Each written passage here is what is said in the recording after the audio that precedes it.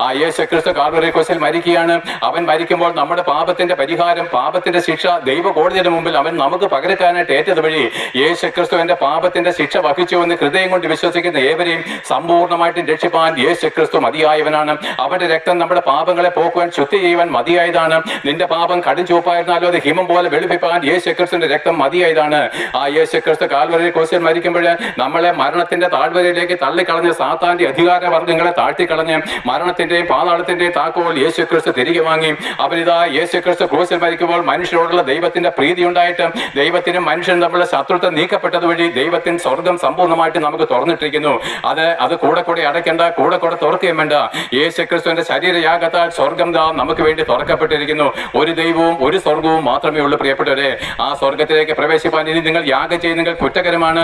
ഓരോ വർഷവും നമ്മൾ വഴിപാടുകളും യാഗങ്ങളും കർമ്മങ്ങളും ചെയ്തിട്ട് നമുക്ക് എന്ത് സമാധാനമാണ്? ഓരോ വർഷവും നമ്മുടെ വഴിപാടിന്റെ എണ്ണം കൂടുന്നു. കഴിഞ്ഞ വർഷത്തെ സമാധാനം പോലും നമുക്ക് നഷ്ടപ്പെട്ടു പോകുന്നു. പ്രിയപ്പെട്ടവരെ, പാപമാകുന്നു ദൈവത്തിന് പ്രസാദമുള്ള പ്രവൃത്തി. എന്താണെന്നറിയാമോ? യേശുക്രിസ്തു എനിക്ക് വേണ്ടി മരിച്ചു എന്ന് ഹൃദയം കൊണ്ട് അംഗീകരിക്കുന്നതാണ് ദൈവത്തിന് പ്രസാദമുള്ള പ്രവൃത്തി.